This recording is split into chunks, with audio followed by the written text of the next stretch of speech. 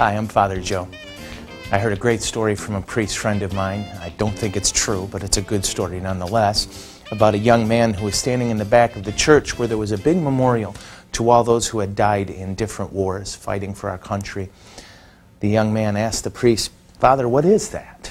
And the priest said, "Well, these are the names of people who've died in the service." And the boy nodded very solemnly and he said, "I see, Father. Was it the 9 a.m. or the 11 a.m.? Let's go to this week's question.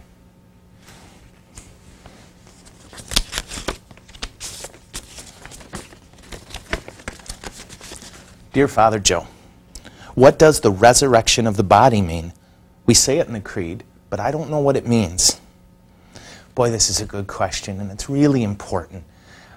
The recent survey said that 80% of Catholics don't believe in the resurrection of our body.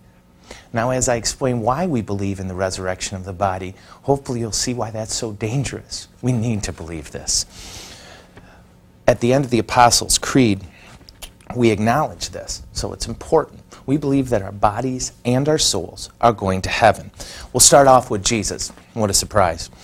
When Jesus rose from the dead, you'll notice he kept appearing to the disciples and doing a couple things. First saying, "Touch me, touch my hands, touch my side," and he would eat with them. Why did he do this?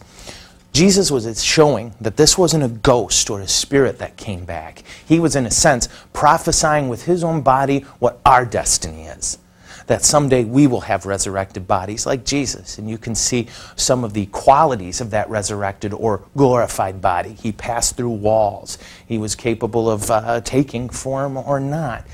We don't know exactly how it's going to work out. But again, Jesus is our big clue on this one. Here's a neat thing about the glorified body.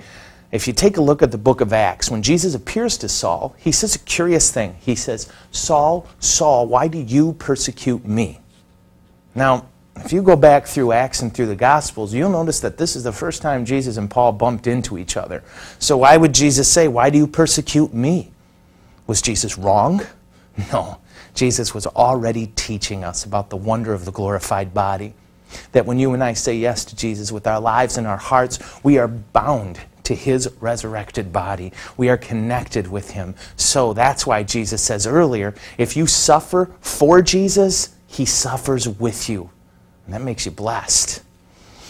Another important thing is to see that the apostles were already proclaiming this idea of our bodies and souls going to heaven. Take a look at the book of Romans chapter 8, verse 11, where this is what Paul writes, quote, "The spirit of him who raised Jesus from the dead dwells in you. He who raised Christ Jesus from the dead will give life to your mortal bodies also through the Spirit of him who dwells in you." So how does this work? Well, it's a real simple idea. We believe that when we die, you and I, our souls go to heaven and face individual judgment. We'll stand before the gates of heaven and we'll meet love itself. At that point, we will be in heaven. Our souls will and our bodies will be in the earth. At the second coming of Christ, the New Testament is very clear about this. Our bodies will rise from the ground, join our souls into heaven, and we'll have resurrected body. When Jesus returns, the kingdom of heaven will be restored perfectly on earth, and we will return to what we call a preternatural state, or what the Bible calls a glorified body. I hope that means we'll have chiseled abs, but I can't be sure. For a great discussion on this, make sure and check out sections 988 through 1019 in your catechisms. Thank you very much. Enjoy another day in God's presence.